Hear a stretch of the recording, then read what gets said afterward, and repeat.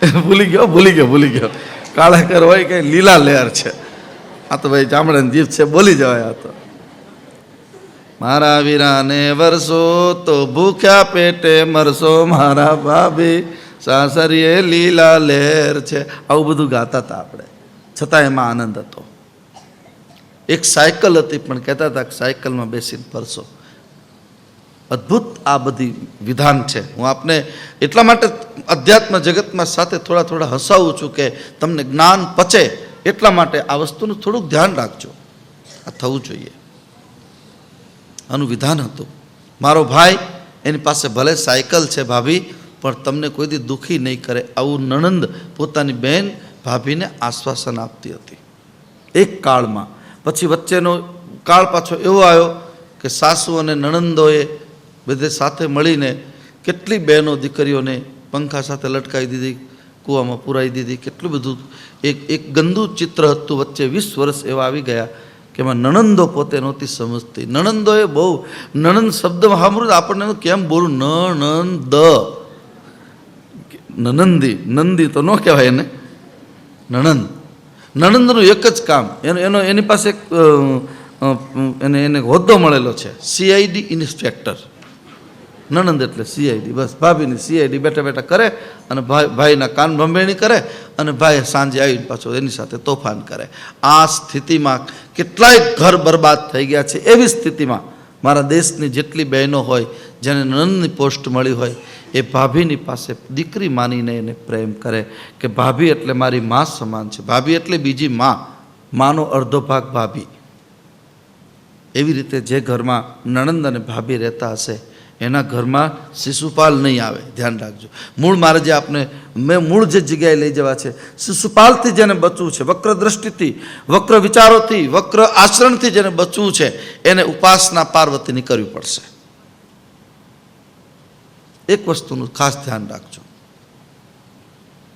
આનંદ બહુ આવશે જીવનમાં. રૂક્ષ્મણીનું મુખચંદ્ર આજે સૂર્ય જેવું તેજસ્વી લાગે છે. અદ્ભુત સ્વરૂપ રૂક્ષ્મણીનું. માં રૂક્ષ્મણી જેવા આવ્યા બાગમાં, એટલો બધો ચમકાર થયો, એટલો બધો પ્રકાશ થયો પોતાના સૌંદર્યનો, બધાની આંખો બંધ થઈ ગયું. દારૂકને આજ્ઞા કરી, દારૂકે રથ દોડાવ્યો મંદિર તરફ. રૂક્ષ્મણી મંદિરના પગથિયા ઉતરવાની શરૂઆત કરી. ધ્યાન રાખજો બરાબર, ભગવાનની કથા. રૂક્ષ્મણીજી પગથિયા ઉતરે છે અને અહીંયા દારૂકે એવી ગતિથી રથ ચલાવ્યો કે અડધા પગથિયા રથ સહિત ભગવાન ચડી ગયા, રથ સહિત ઉપર ચડી ગયા. કેવી રીતે ચડ્યા, કેમ પાછો વાળો પગથિયા કેમ ચડે, એવા 42 વિચારોના તમારા વમળ નહીં કરતા.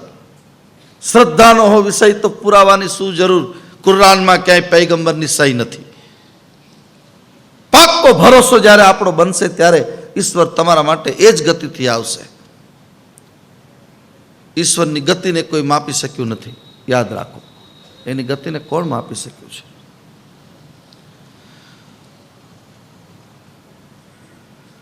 આપણે ચંદ્રયાન મોકલ્યું હમણાં. હવે તો ભગવાનની કૃપાથી 1-2 દિવસમાં તો લેન્ડ થઈ જશે. આખા જગતમાં શુભ સમાચાર પ્રાપ્ત થશે ને થઈ રહ્યા છે. બધા પાસાઓ સીધા થઈ રહ્યા છે. એની ગતિ વૈજ્ઞાનિકો ઈસરોના પોતાના વૈજ્ઞાન ભુવનમાં બેઠા બેઠા ગતિ નક્કી કરી શકે છે કે અહીંયા ઉતર્યું, અહીંયા આટલી વાર લાગશે, થઈ જશે. પણ એના કરતાં 1000 ગણી ઝડપવાળો મારો પરમાત્મા છે. એની ગતિને જગતમાં કોઈ નથી માપ્યું. એની ગતિને માપવી હોય તો એક કામ કરવું પડે, પાક્કો ભરોસો હોવો જોઈએ. બસ દ્રઢ ભરોસો હોય એ માણસ ગતિને માપી શકશે. ગજને દ્રઢ ભરોસો ભાગવતમાં, અને પછી એને હે ગોવિંદ, હે મારા નાથ તું આવ. દ્રૌપદીને પાક્કો ભરોસો, હે ગોવિંદ તું બચાવ. નારી હે કે સારી, સારી હે કે નારી. સાડીનું રૂપ લઈને ભગવાને મા દ્રૌપદીને વીંટી લીધા છે. આ એની તીવ્ર ગતિ છે. પણ એમાં ભરોસો પાક્કો હોવો જોઈએ. એમાં વિજ્ઞાન કામ નહીં કરે, આજનું કમ્પ્યુટર કામ નહીં કરે. ભરોસો તમારો પાક્કો હશે. ભરોસા વાળાને દુઃખ પડવાનું જ. ધ્યાન રાખજો, જેને જેને આ જગતમાં ભરોસા રાખ્યા છે એને કષ્ટ સહન કરવું પડ્યું છે, પણ વિજય ભરોસાનો જ હોય છે. વિઘ્ન કરનારાઓ આમ ઉપર આમ પંખા લબડે એમ લબડતા હશે, કંઈ કોઈનું નક્કી નહીં હોય. એવો ભરોસો અહીંયા માં રૂક્ષ્મણીને છે.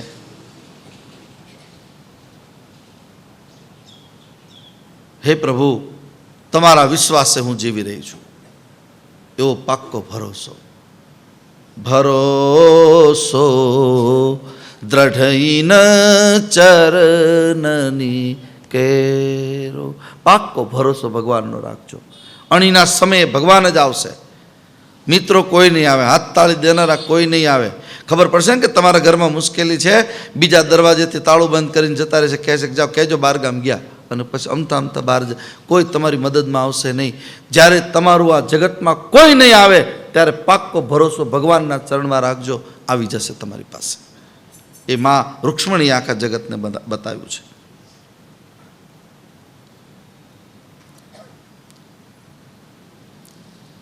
જરાસંધ દંતવક્ત્ર વગેરેની રથની પાછળ દોડ્યા છે, યુદ્ધ માટે આહવાન કર્યું.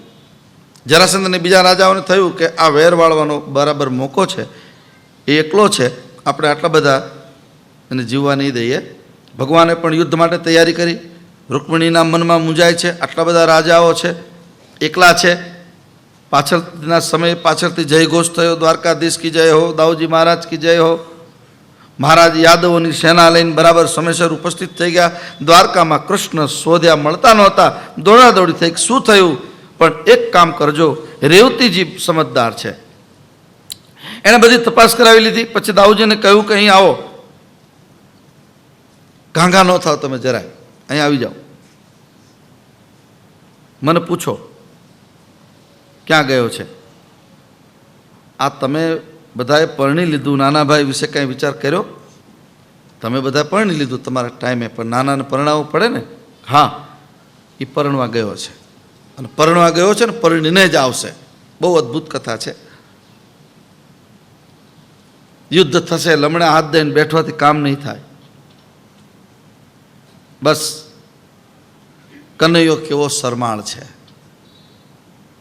એ કે મારે જાહેરમાં લગ્ન નથી કરવા, એટલે રૂક્ષ્મણીનું હરણ કરવા માટે ગયો છે. પછી તો સામસામું યુદ્ધ થયું. જરાસંધ પહેલાં રાજી થઈ ગયેલો.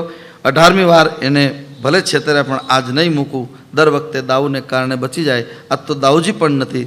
ત્યાં દાઉજી ઉપસ્થિત થઈ ગયા. બધા નિરાશ થયા. ભયંકર યુદ્ધ થયું. દાઉજી મહારાજે એવું પરાક્રમ કર્યું કે જરાસંધ વગેરેની સેના છિન્નભિન્ન થઈ ગઈ. સામેવાળાના સૈન્યનો નાશ કર્યો. બધી ભાડુતી પલટણ હતી. રાજાએ વિચાર કર્યો કે પરણવું કોને, કન્યા કોણ, હરણ કોનું કરવું.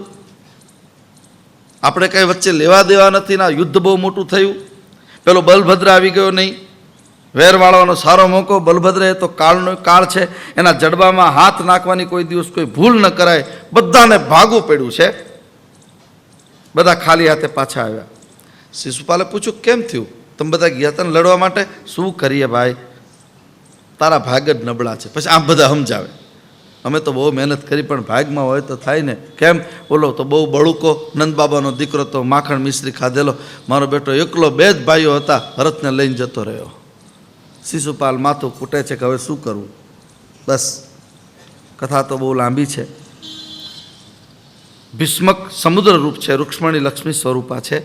રૂક્મી વિષાવતાર છે. વિષ પણ સમુદ્રમાંથી, લક્ષ્મી પણ સમુદ્રમાંથી, એટલે વિષ અને લક્ષ્મી 2 ભાઈ બહેન થયા. પછી ભગવાને રૂક્મિણીને વિધિપૂર્વક પાણી ગ્રહણ કર્યું. કૃષ્ણ એ સાક્ષાત વિષ્ણુ છે. રૂક્મિણીને મારવા માટે ભગવાને શસ્ત્ર ઉગામ્યું છે.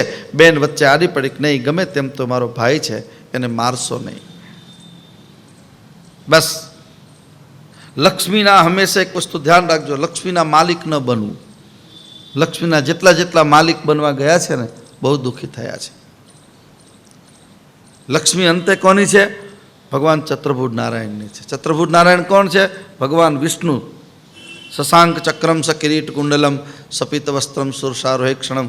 4 હાથવાળા ભગવાન વિષ્ણુ, એની લક્ષ્મી છે. એમ જેની પાસે લક્ષ્મી જેને ભગવાને આપી હોય, એ લક્ષ્મીને ભગવત કાર્યમાં વાપરશો તો તમારામાં માલિકીપણાની ભાવના નહીં આવે. અને માલિકીપણાની ભાવના નહીં આવે એટલે તમારા ઘરમાંથી કોઈ દી લક્ષ્મી ખૂટશે નહીં. લક્ષ્મી ક્યારેય જશે જ નહીં. આપણે પોતાનો માલિકી ભાવ આવે, માલિકી ભાવની આવેલી લક્ષ્મી ક્યાં જાય? પૈસા જેની પાસે હોય એ પોતે માલિક બની જાય છે પૈસાના, ત્યારે પૈસા ક્યાં જાય? જુગારમાં જાય, પહેલાં દારૂમાં જાય, પછી વ્યભિચારમાં જાય, પછી કોર્ટ કચેરીઓમાં જાય. આ 3-4 જગ્યાએ રૂપિયાની જગ્યા કરી લે છે. ભગવાનની કથા જ્યારે અહીંયા ભગવાનના લગ્નની વાત આવી છે ત્યારે સુખદેવ મામુની પરીક્ષિતને કહે છે, રાજન, લક્ષ્મી વિષ્ણુની છે, વિષ્ણુને વરાવવાની હોય છે, એટલે કે ભગવત કાર્યમાં વાપરવાની હોય છે. તમે જોજો, તમે કોઈ પણ મંદિરમાં કે આશ્રમમાં કે ગૌશાળામાં ક્યાંક દાન કરો, 200, 500, 1000 કે 2000 કે 25,000 જે તમને ભગવાને આપ્યો હોય દાન કરો ને, એટલે દાનમાં શું થશે, તમને આનંદ આખા ઘરને બહુ આવશે. આખા ઘરમાં વાતો ચાલ્યા કરશે 1 મહિના સુધી, અમે દાન કર્યું, અમે દાન કર્યું, અમે દાન કર્યું. એ જ એટલું જ દાન જેટલું તમે 5000 રૂપિયા ક્યાંક વાપરીને આવ્યા તો આનંદ કેટલો થાય. એના બદલે તમે 7 કે 5 સ્ટાર હોટલમાં જાઓ ને 1 દિવસનું 50,000નું બિલ આવે તો મોઢા તો પાછા ઉતરી ગયેલા જ હોય છે. કારણ કે ત્યાં તમે લક્ષ્મીના પતિ બનીને ગયા હતા, લક્ષ્મી મારી છે એટલે વાપરવા ગયા હતા, એટલે તમારું જે આમ બળ છે ને ઓછું થઈ ગયું, તમારું તેજ ઓછું થઈ ગયું. કારણ કે તમે ખોટા માર્ગે પૈસા વાપરીને આવ્યા છો. એના એ પૈસા જો સદમાર્ગે વાપર્યા હોય તો છાતી ફૂલાઈને આપણે, બાપુ તમારી દયાથી અમે દાન કર્યું, અમે મંદિરમાં આટલા આપ્યા, અમે આમાં આટલું કર્યું, આટલું કર્યું, અંદરથી ઉભરા આવે. આ છે ભગવાનની કૃપાનું ફળ. માધવપુરનો માંડવો ને જદુકુળની જાન. આજે સમાજમાં માધવપુરમાં મેળો ભરાય છે, દ્વારકાની બાજુમાં. આપણે જઈ રહ્યા છીએ પાછા 11 તારીખે એ માંડવો જોવા માટે. કેટલો આનંદ આવે મેળામાં. આજ પણ તમે જુઓ, ભાતીગળ મેળો, લોક મેળો છે ત્યાં. આપણી બાજુમાં ત્રિનેત્રેશ્વર મહાદેવની મંદિરે ત્યાં તરણેતરનો મેળો ભરાય છે. ત્યાં કેટલી બધી પશુથી લઈને જેટલા માણસની જેટલી વેરાયટીઓ જગતમાં બને છે, બધા પોતપોતાના પ્રદર્શનો કરી અને લોકમેળો માણે છે. સુખદેવ મહામુનિ પરીક્ષિતને કહે છે, રાજન, શ્રી કૃષ્ણ અને રૂક્ષ્મણીનું પ્રથમ સંતાન તે પ્રદ્યુમ્ન મહારાજ સાક્ષાત કામદેવ છે. શિવજીના ત્રીજા લોચન દ્વારા કામદેવ બળીને ભસ્મ થયા. કામદેવની પત્ની રતિએ ભગવાન શિવની સ્તુતિ કરી. શિવજીએ તેને વરદાન આપ્યું હતું. રતિ રડતી રડતી મેદાનમાં આવી છે, પોતાના પતિને મારી નાખ્યો, ભગવાને સળગાવી દીધો ત્રીજું નેત્ર ખોલી. અને રતિને ભગવાને એ વખતે વરદાન આપ્યું હતું, જબ જદુવંશ કૃષ્ણ અવતારા હોઈ હરન મહાબૈવારા કૃષ્ણ તનય હોઈ પતિ તોરા અને વચન અન્યથા હોય નમોરા. હે રતિ, દ્વાપરના અંતમાં જ્યારે ભગવાન શ્રી કૃષ્ણનું પ્રાગટ્ય થશે, એના પુત્રના રૂપમાં તને તારો પતિ સદૈવ પાછો મળશે. એ જ કામદેવ રતિને સદૈવ પ્રાપ્ત થયા. કૃષ્ણ પુત્રનું નામ છે પ્રદ્યુમ્ન મહારાજ. પ્રદ્યુમ્ન મહારાજે સમરાસુરનો નાશ કર્યો. સમરાસુર પણ કામરૂપ છે. આ સમરાસુર ધર્મ વિરુદ્ધ કામ અને પ્રદ્યુમ્ન ધર્માનુકૂળ કામ છે. ધર્મથી અવિરુદ્ધ કામ તો ભગવાન કહે છે મારી વિભૂતિ છે. આપણે કામદેવ કહીએ છીએ ને, કામ એ દેવતા છે, કારણ કે ધર્માનુકૂળ કામ છે. આપણે ત્યાં 4 ફેરા જ્યારે ફરે છે લગ્નમાં, ત્યારે 4 ફેરા એમાં કામદેવનો એક ફેરો છે. ધર્મ, અર્થ, કામ અને મોક્ષ. કામ એવો હોવો જોઈએ જે તમારા મોક્ષના દરવાજા ખોલી નાખે. કામ વિકૃત સ્થિતિમાં જ્યારે વિચારે છે ત્યારે મોક્ષના દરવાજા બંધ થાય, નરકના એના માટે ખુલી જાય છે. એટલે આપણે ત્યાં સપ્તપદીની વાતો આવી છે.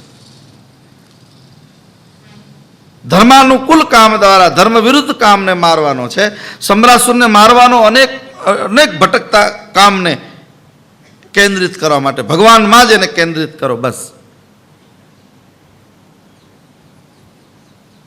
પછી સ્વયંતક આખ્યાન દ્વારા ભગવાનના 2 લગ્નની કથા સુખદેવજીએ સંભળાવી. સત્રાજીત યાદવની પુત્રી સત્યભામા જાંબવાનની પુત્રી જાંબવતી સાથે ભગવાનના લગ્ન થયા. ત્યારબાદ સૂર્યતનયા કાલિંદીને પ્રભુ પરણ્યા. પછી સત્યા, ભદ્રા, લક્ષ્મણા, મિત્રવિંદાને પરણ્યા. આ અષ્ટપટરાણી છે. અષ્ટદા પ્રકૃતિ પ્રભુની પટરાણી બનીને પ્રભુની સેવામાં ઉપસ્થિત છે. જે સદગુરુ કબીરે અધ્યાત્મ જગતમાં અષ્ટદલ કમલની વાતો કરી. અષ્ટદા પ્રકૃતિ આપણી જે છે એ અષ્ટદા 8 રાણીઓ ભગવાનની અષ્ટપટ રાણી છે. 16,100 કન્યાઓએ હાથ જોડી પ્રભુનો આભાર માન્યો અને કહ્યું, આ અસુરને મારીને હે પરમાત્મા તમે અમારું પાણી ગ્રહણ કરો. અમને આના કેદમાંથી આપે મુક્ત તો કરી, પણ એક પ્રશ્નનો જવાબ આપશો, અમારું ભવિષ્ય શું? કૃષ્ણ બોલ્યા કે સૌ તમે પોતપોતાના પિતાના ઘરે જાઓ, તમારા પિતા તમારા હાથ પીળા કરે, સાસરે જઈ સુખી થાવ. કન્યાએ કહ્યું કે એ જ મુદ્દાની વાત છે દ્વારકાનાથ, કયો પુરુષ અમારી સાથે લગ્ન કરવા તૈયાર થશે જેની સાથે અમારા પિતા અમને પરણાવવા ઈચ્છતા હશે? અમે તો આના કેદખાનામાંથી અમારો હાથ કોઈ પકડશે નહીં. અને હે હરિ, હે લાલા, હે પરમાત્મા, અમે ક્યાં જઈએ? અમે રખડી પડશું. એ વખતે 16,108 પ્રકૃતિઓને ભગવાને કીધું કે એક કામ કરો, તમારું કોઈ નથી દુનિયામાં કે ના, જેનો કોઈ નહીં એનો ભગવાન. તો આવો હું તમારું પાણી ગ્રહણ કરું છું. આવી રીતે 16,108 રાણીઓની વાતો આવી છે. કૃષ્ણ, અમે અમારી ઈચ્છાથી તો ભાગીને નહોતા ગયા. પુરુષના અત્યાચારનો ભોગ બનનારી નારી સમાજમાં ડરી ડરીને આખી જિંદગી અને આજે કેટલી બધું અન્યાય ચાલી રહ્યો છે. પુરુષ ગમે તે કરે એને કોઈ કહેશે નહીં. દીકરી માટે કેટલી ફરિયાદો, ધ્યાન રાખજે, આમ કરજે, તું આમ કરે, આમ એકલા ક્યાંય નહીં જવાનું, ફલાણું આમ નહીં કરવાનું, કે જેટલી લગામ છે બધી દીકરીઓ ઉપર આવે છે. એ અહીંયા બતાવ્યું છે ભગવાનના અનેક લગ્નો દ્વારા. ભગવાને વિચાર કર્યો કે મારા દેશની નારી સુસંસ્કૃત બને. બસ નારી સુસંસ્કૃત બનશે તો સમાજની વ્યવસ્થા એમને ટકી રહેશે, અને સ્ત્રી સંસ્કૃતિ ભૂલશે તો સમાજની આખી વ્યવસ્થા ભાંગી પડશે. આ તમે જો, મોળા કટથી શરૂ કરો, મોળા કટને, તીખા કટને, ખારા કટને જે કરતા હોય તે, પછી વ્રતને જયા પાર્વતીથી લઈને જીવનના અંત સુધી વ્રતો અને નિયમો જેટલા કરવાના હોય છે બધા મારા દેશની બેન દીકરીઓ જ કરે છે. આ વહાડાઓને કંઈ કરવાનું જ નહીં. એને શું, મને ખબર નહીં કે એને શું એ કરતા હશે. કોઈ વ્રત કરતા તો કહેજો પાછા મને. કંઈ નહીં કરવાનું એને. બસ બહુ અદ્ભુત વાતો શાસ્ત્રમાંથી આપણને પ્રાપ્ત થાય છે. કારણ દીકરી એટલા માટે વ્રત કરે છે કે દીકરી એના પાતિવ્રત ધર્મના કારણે પોતાના ઉપર 4 કુળની જે ધર્મ મર્યાદા છે એ મર્યાદાનું રક્ષણ થાય માટે હું વ્રત કરું છું. અને વ્રત કરું છું એટલે મને આત્મિક શક્તિ મારી અંદર વધે છે. કથાઓમાં પણ તમે જુઓ, ધર્મ જગતને કોને જીવતું રાખ્યું છે? સંખ્યામાં તમે જુઓ, આપણે ત્યાં જુઓ ને તમે, બોલો 60-40ની યોજના, એના બદલે 75 બહેનો હોય, 25 ભાઈઓ હોય, પુરુષો એટલે ઓછા. કોઈ પણ કથામાં તો બહેનોનું વધારેમાં વધારે પેલું ધર્મ, ભક્તિ, ત્યાગ બધું મારા દેશની બેન દીકરીએ પોતાના માથા ઉપર લીધું છે, એટલે આ જગતમાં કોઈને વાંધો નથી આવતો. મૂળ વાત મારે આપને એ કહેવી છે કે આ મર્યાદાનું જગત છે. સ્વયંતક આખ્યાન દ્વારા ભગવાને લગ્નની જે વ્યવસ્થા ગોઠવી છે, વ્યવસ્થા સુખદેવ મામુની પરીક્ષિતને કહે છે. બેન ધીરજવાન હોય છે. સંસ્કૃતિનું શું થશે? બહુ જવાબદારી છે. હું એક નારી છું, હું એક સ્ત્રી છું, અને મારી એક સ્ત્રીની અંદર કેટલું છુપાયેલું છે. નાની હોય ત્યારે દીકરી, પછી કુમારિકા બને, પછી કોઈની પત્ની બને, પછી મા બને, પછી દાદી બને, પરદાદી બને. કેટલા રૂપકો એના ફરતા જાય છે. બસ તમે જુઓ, એક મા એવી થઈ આપણે ત્યાં જેનું નામ છે જીજાબાઈ. જીજાબાઈ રોજ રામાયણનો પાઠ કરે છે, રોજ. અને રામાયણના પાઠનું ફળ રામદાસ અને ભિક્ષા દઈને આજ્ઞા લે છે કે હું રોજ રામાયણનો પાઠ કરીશ. અને રામાયણનો પાઠ ઉચ્ચ સ્વરે કરે. તમે પાઠ કરો ને ઘરમાં, ત્યારે તમે મનમાં કરો, એ તમારા સ્મરણ માટે કરો, યાદશક્તિ માટે બરાબર, પણ રામાયણ, ગીતા કે ભાગવત કંઈ પણ વાંચે થોડોક સ્વર ઉચ્ચ કરવો, જેથી કરીને બીજા સાંભળી શકે. પાછું બીજાને ડિસ્ટર્બ થાય એ રીતે પણ નહીં, પણ થોડુંક ઉચ્ચ સ્વરથી આપણે બોલવાનું. અને મહારાજા શિવાજી માના ઉદરમાં છે, પેટમાં પોઢી સાંભળેલી બાળે રામ લક્ષ્મણની વાતો. માં રોજ રાત્રે પોતાની બહેનપણીઓ આવે બેસવા માટે 4 વાગે. આપણે ત્યાં ગામડામાં હજી પણ નિયમ છે કે સાંજના 4 વાગે એટલે પછી ઘરનું બધું કામકાજ પતી ગયું હોય અને સાંજની રસોઈ શરૂ કરે એના પહેલાં બહેનો 2-4 ભેગી થઈને બીજી બહેનો જે હોય એના ઘરે બેસવા જાય, વાતો કરવા જાય, ખબર કાઢવા જવાનું હોય, કોઈને મળવા જવાનું હોય, કે અમસ્તા ગપ્પા મારવા જાય, પણ એ જાય અને પછી એકબીજાને મળે, થોડી વાતો કરે અને પાછા ઘરે આવીને પાછી રસોઈ કરે.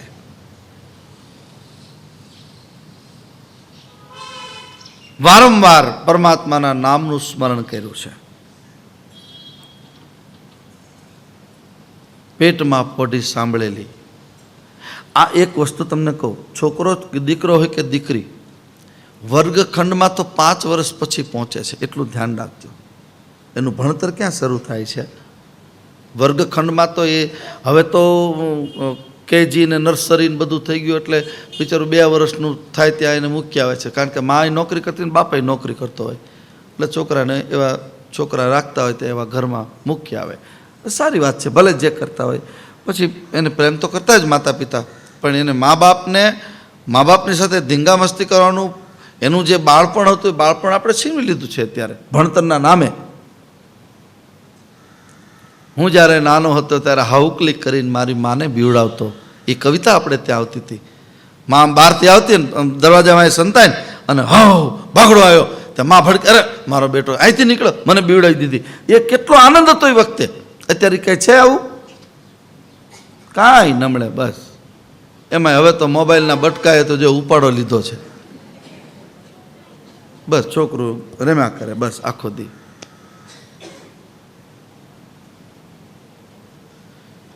પેટમાં પોઢીને સાંભળેલી બાળે રામ લક્ષ્મણની વાત. વર્ગખંડ કરતાં પવિત્ર કરવાની જરૂર છે દેશની માતાઓએ પોતાના ગર્ભખંડને, કારણ કે ગર્ભમાં 9 મહિના બાળક રહે છે અને એમાં જે બાળક તૈયાર થશે એને કોઈ એક વસ્તુ ધ્યાન રાખજો, દીકરો કે દીકરીને શિખામણ દેવાની જરૂર જે મા બાપને પડે છે એ મા બાપે પોતાના બચપણમાં કેળવણી કરી જ ન હોય એને કહેવું પડે. તો ધ્યાન રાખજે. આપણી દીકરી ગમે એટલી મોટી થાય, દીકરો એકલી ગમે ત્યાં જાય એને છૂટ આપો. એને આપણને વિશ્વાસ હોવો જોઈએ કે આપણા કર્મ ઉપર, આપણા કુળ ઉપર, આપણા પોતાની મનોચિત્ત વૃત્તિઓ ઉપર આપણને ભરોસો હશે, એની ભલામણ કરવાની જરૂર જ નહીં રહે. એને ખબર જ છે કે મેં મારી દીકરીને ખાનદાની શીખવાડી છે, મેં મારા દીકરાને ખાનદાની શીખવાડી છે. દરેક મા બાપ પોતાના બાળક દીકરો હોય તો દીકરાને માથે હાથ ફેરવીને નહીં એટલું કહી શકે કે બેટા ધ્યાન રાખજે, તારી બહેન છે, એમ જગતમાં જે બહેનો દીકરીઓ છે તારી જ છે એમ તું માનજે, તો કોઈ દિવસ આવી જે દુષ્કર્મની ઘટનાઓ ઘટે છે ઓટોમેટિક બધું બંધ થઈ જાય. સમજો. આવારા તત્વો, લુખ્ખા તત્વો એવા ફરતા હોય છે. મને પણ ઘણીવાર સમાચાર મળે કે રેલવે સ્ટેશન હોય કે બસ સ્ટેન્ડ હોય એમાંથી આપણે પ્રવાસ કરનારી જે દીકરીઓ હોય એ દીકરીઓ જ્યારે ટ્રેનમાંથી નીચે ઉતરીને બહાર આવતી હોય અને એવા મુફલિસ ઘરના જે છોકરાઓ હોય એ ગમે એટલી ગંદી ગાળો બોલતા હોય, કોઈની મસ્કરી કરતા હોય, બિચારી ખાનદાન ઘરની દીકરી હેઠું જોઈને જતી રહેતી હોય, એ વખતે એના મા બાપને અક્કલ નહીં હોય કે બેટા આવું ન બોલાય. દરેક મા બાપે પોતાના દીકરાને જો આવું કીધું હોય એ દીકરો કોઈ દિવસ પાનના ગલ્લે ઊભો પિચકારી મારે જ નહીં. જ્યારે પિચકારી મારે છે ત્યારે પહેલાં તમારી ભૂલ છે, આપણે એને કેળવણી આપી જ નથી. મને કોઈ પૂછે સાધુ તરીકે, મારી શ્રદ્ધાને કોઈ પૂછે તો હું કોઈ બેન કે હોય, દીકરી હોય કે દીકરો, ભલામણ કરું જ નહીં. આપણને વિશ્વાસ હોય છે કે આપણું સંતાન છે, ગુરુને વિશ્વાસ હોય છે કે મારો શિષ્ય છે, દીકરો કે દીકરી. ગુરુને વિશ્વાસ હોય કે હું મારા શિષ્યને મેં એવા સંસ્કાર તો આપ્યા જ છે કે જીવનમાં ક્યારેય હેઠું જવું પડે એવું કર્મ નહીં કરે. એટલો ભરોસો તો આપણને હોવો જોઈએ. સાધુ, માતા પિતા અને ગુરુ ત્રણેયની જગતમાં બહુ મોટી જવાબદારી છે. એ જવાબદારીમાંથી જેટલા આઘા થયા આ ત્રણેય સ્વાર્થી, માતા પિતા અને ગુરુ ત્રણેય, એને જવાબદારીમાં નહોતું રહેવું એટલે પછી જગતમાં અનાચાર, અત્યાચાર, પાપાચાર થયો. અત્યારે આપણને ટેન્શન લાગે. જુવાન દીકરો કે દીકરી કોલેજ કે સ્કૂલ ગઈ હોય સુરેન્દ્રનગર કે અમદાવાદ, એ જ્યાં સુધી ઘરે પાછી ન આવે ત્યાં સુધી દરેક મા બાપને ચિંતા રહે છે કેમ મોડું થયું. એના આવવાના ટાઈમ કરતાં 10 મિનિટ પછી તો વલોપાત શરૂ થાય. 10 કેમ 5:15 થયા હજી કેમ ન, ભલે પછી તો મોબાઈલથી પૂછી લે તો 2 કલાક આવે એનો વાંધો નથી, પણ દરેક મા બાપને ચિંતા થાય છે. એનું કારણ મા બાપોને પોતાના સંતાનોને તૈયાર જ એવી રીતે નથી કર્યા, એને એવું જ્ઞાન જ નથી આપ્યું, તો કોઈ દિવસ તકલીફ ન પડે. એટલે હંમેશા કહ્યા કરું તમારા જુવાન દીકરા દીકરીઓ હોય એને સત્સંગ કરાવો, સાધુ સંતોથી નજીક રાખો, શાસ્ત્રથી નજીક રાખો, વડીલોથી નજીક રાખો. ઘરમાં વડીલોની આમ વીંટળાઈને રહેતું હોય ઘરનું પાત્ર.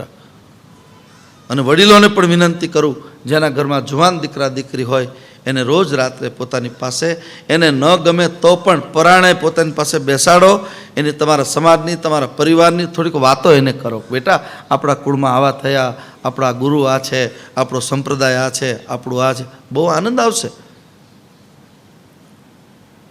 કંઈ ભલામણ નહીં. બસ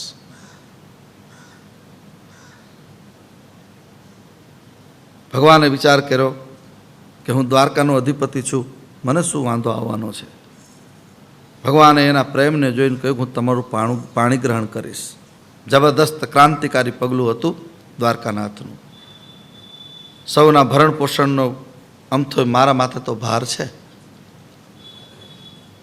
કોઈનું ઋણ ન રાખે મોરારી, આપે વ્યાજ સહિત વનમાળી. સુદામાના તાંદુલ લીધા, એના મોલ કનક ના કીધા. કોઈનું ઋણ ન રાખે મોરારી, આપે વ્યાજ સહિત વનમાળી. આ જગત આખું નું ભરણ પોષણ મારે કરવાનું છે. નારી શક્તિ, માતૃશક્તિ આદરણીય છે, પૂજનીય છે, વંદનીય છે. જ્યારે સમાજ એને ભગવતીના બદલે જ્યારે ભોગ્યા માને એ યોગ્ય નથી.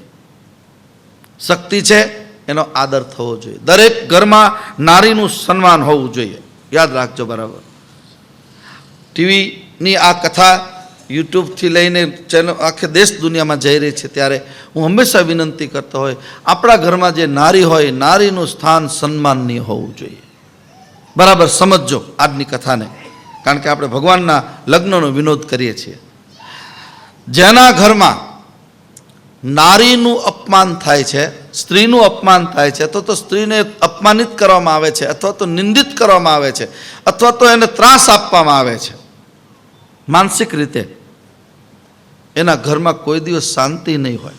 કદાચ બંગલા સારા હશે મોટા, કદાચ, પણ શાંતિ નહીં હોય. દીકરી, પત્ની, વહુ કે માં, આટલા પાત્રો દરેકના ઘરમાં હોય. એના આંસુ ક્યારે ઘરમાં પડો? જેના ઘરમાં સ્ત્રીના આંસુ પડે છે એના ઘરમાં ખડ નથી ઉગતું, એવા આપણા શાસ્ત્રો કહે છે. ધ્યાન રાખજો. બરાબર. ઘણી જગ્યાએ આપણે જુઓ ને તો સ્ત્રીનું કોઈ મહત્વ જ ન હોય. એ જાણે કંઈક કામવાળી હોય એ રીતે એની સાથેનું એનું આચરણ, અથવા તો એનું કોઈ મહત્વ એને કોઈ ગણે જ નહીં કે એ શું હવે, એને જવા દો ને. આ બધા રાક્ષસી વિચાર છે. ધ્યાન રાખજો. સારા વિચાર નથી. નારી એટલે અર્ધાંગિની છે. અર્ધાંગિની એટલે જગદંબા છે. એના દ્વારા તમારા આખા કુળની એક ઓળખ છે. ધ્યાન રાખજો. બરાબર. ઘરનું ઢાંકણ ક્યારે બેટડો નથી કહેવામાં આવ્યું, સ્ત્રીને જ કહેવામાં આવી છે. એટલે સ્ત્રીનું સન્માન દરેક પરિવારના પોતાના ઘરમાં હોવું જોઈએ, જેટલું આપણી મર્યાદામાં આવે એટલું. એટલે મારે આપને વિસ્તારથી થોડી વાત કરવી છે. આદર થવો જોઈએ. યત્ય નાર્યસ્તુ પૂજ્યંતે રમંતે તત્ર દેવતા. જે ઘરમાં નારીની પૂજા થાય, સ્ત્રી શક્તિનો આદર થાય, એને ભોગ દ્રષ્ટિથી નહીં, દેવતાઓની દ્રષ્ટિથી, દેવીની દ્રષ્ટિથી જ્યારે એની પૂજા થશે, એના ઘરમાં દેવતાઓ નિવાસ કરે છે. યાદ રાખો. ભગવાન આપણા ઘરે આવે. કૃષ્ણ જ્યાં પ્રગટાય, ભારત કેમ સુખી થાય? કૃષ્ણને વાલી ગોપી, કૃષ્ણને વાલી ગાય, કૃષ્ણને વાલી છે ગીતા.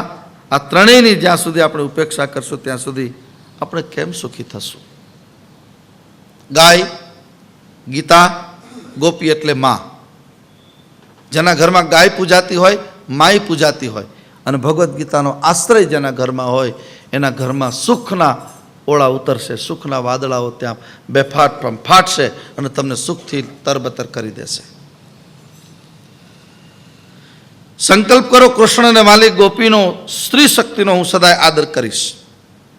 એની અસ્મિતા, એની આબરૂને ટકાવવા માટે હું મારું યોગદાન આપીશ. મારા દેશની સ્ત્રી,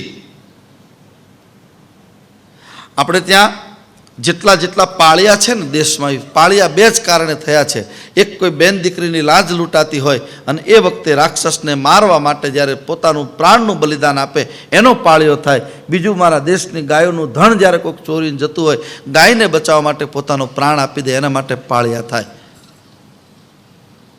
યાદ રાખજો. વ્યાજ વટાવના પૈસા લીધા કોઈક ખૂન કરી નાખે એના પાળિયા ક્યાંય ભાળ્યા? ઉલટાનું કોઈ નામ નથી દેતું કે અમારી ડેડ બોડી સ્વીકારવા તૈયાર નથી. ખોટા ધંધા કરે એના પાળિયા, પછી ખૂન ખરાબા થઈ જાય, જાહેર રજા જાહેર રોડમાં કોઈ મારી નાખે એના ક્યારેય પાળિયા થયા નથી દુનિયામાં. પાપાચાર, અનાચાર, અત્યાચાર કરનારના, જેને દેશની રક્ષા માટે પોતાના પ્રાણનું બલિદાન આપ્યું છે. સીતાજીને લઈને જ્યારે રાવણ જતો હતો ત્યારે જટાયુજી ગયા અને રાવણે અનિવાર્ય સંજોગમાં વપરાતું ખરગ મારીને એને પછાડ્યો, મારી નાખ્યો, નીચે પાડ્યો. ત્યારે જટાયુજી રામને કહે છે, નાથ દશાનન યહગત કિન્હી, 10 માથાવાળાએ મારી આવી દશા કરી છે.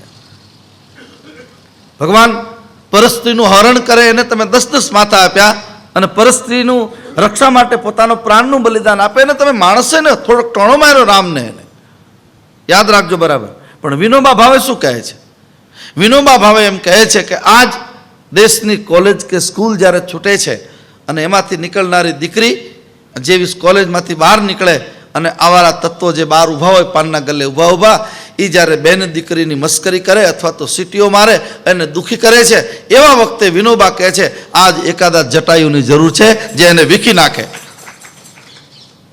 હું તો મારા દેશની દીકરીઓને વ્યાસપીઠ ઉપરથી કહેવાય નહીં પણ છતાંય કહું છું, દીકરીઓ ખાસ મજબૂત બનજો. દીકરીઓ ચંપલ એવા રાખવા ગોળી જેવા વાગે એવા, બહુ ફેશનવાળા નહીં.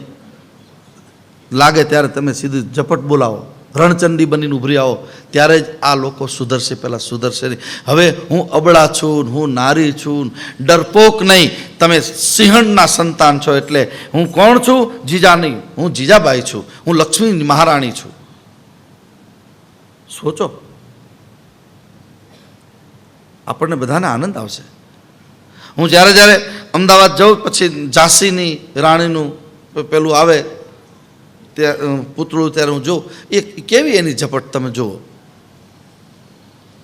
ઇતિહાસમાં એના નામ અમર થયા છે જેને જગતમાં આવું કંઈક કર્યું છે. આપણે બધાએ સાથે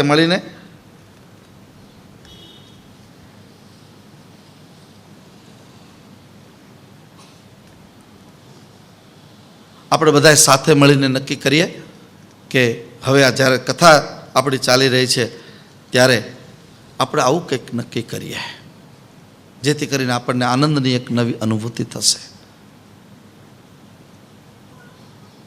આપણે બધાએ મારા દેશની બેન દીકરીઓ એ થોડીક પોતાની પાવરથી થોડીક મજબૂત બને અને દીકરાઓ જેટલા છે એ દીકરાઓને પણ વિનંતી કરું કે તમારા ઘરમાં, પરિવારમાં તમારી ભાભી, બેન, દીકરી એના ઉપર જ્યારે કોઈ મુશ્કેલી આવે છે ત્યારે જેટલા તમે દુઃખી થાવ છો એટલા જ તમે બીજાને દુઃખી શું કામ કરો છો?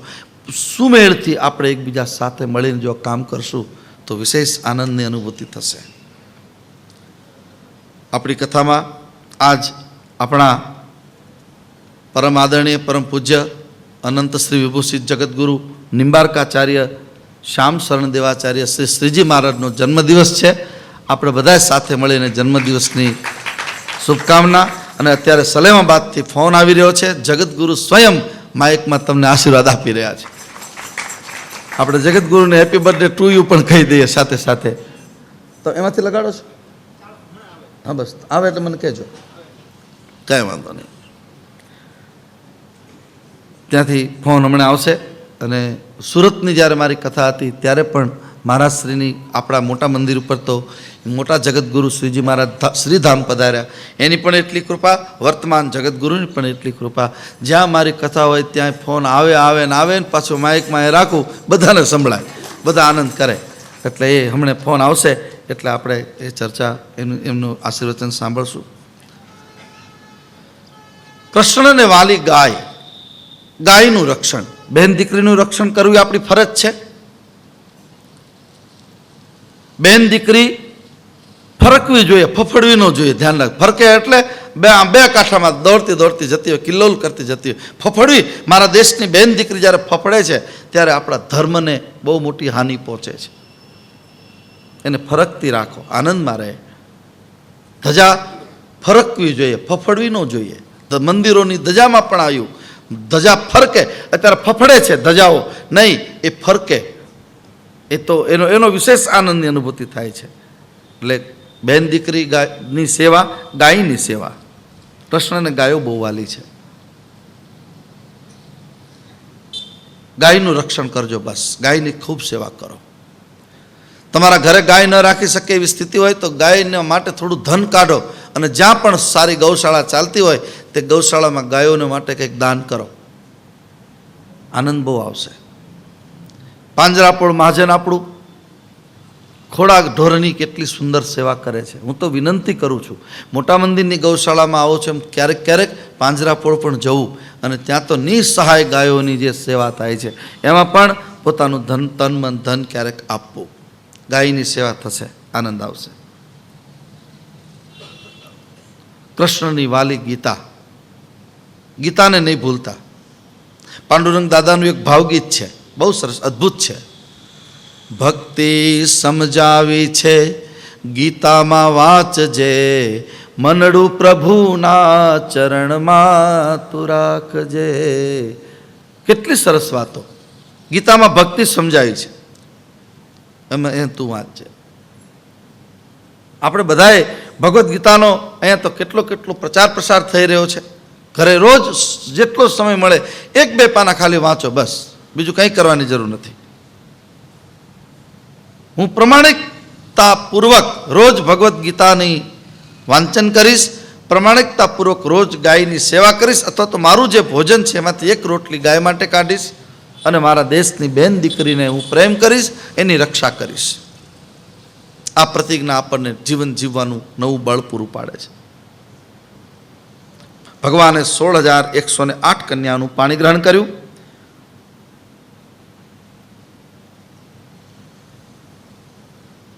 પછી ભગવાન ઇન્દ્રને પરાજિત કરી પારિજાત વૃક્ષ લાવ્યા, એ કથા કહી છે. દરેક રાણીના ઘરમાં ભગવાન બિરાજે, જેટલી રાણીઓ તેટલા સ્વરૂપ શ્રી કૃષ્ણે લીધા. દરેક રાણીને એવું થાય કે શ્રી કૃષ્ણ કેવળ મારા મહેલમાં છે. રૂક્ષ્મણીને એમ થયું કે ભગવાન મારા ઘરમાં જ બિરાજે છે. આમ તો કૃષ્ણ રૂક્ષ્મણીનું હરણ કરી લાવ્યા હતા. રૂક્મિણીને કૃષ્ણ લડ્યા હતા, પણ અંતે ભીષ્મકને ગમતું છે. દીકરી યોગ્ય જગ્યાએ ગઈ, તેથી પાછળથી ભીષ્મકે રૂક્મી નારાજ છતાંય ખૂબ દાયજો મોકલ્યો. દ્વારકા પહોંચ્યો. રૂક્ષ્મણીજીનો આખો મહેલ પિતાના ઘરેથી આવેલા કર્યાવરથી ભરાઈ ગયો છે. આ દીકરીને બધા કર્યાવર શું કામ આપે છે કે દીકરી 20-20 વર્ષથી પોતાના પિતાના ઘરે મોટી થઈ હોય, પિતા એને બધી વસ્તુ એટલા માટે આપે છે કે સામે નથી એટલે નહીં, પણ એને આખી જિંદગી સ્મૃતિ રહે એટલા માટે. જગતગુરુનો ફોન આવ્યો, આપણે બધા આશીર્વાદ એમના લેવા પ્રયાસ કરીએ.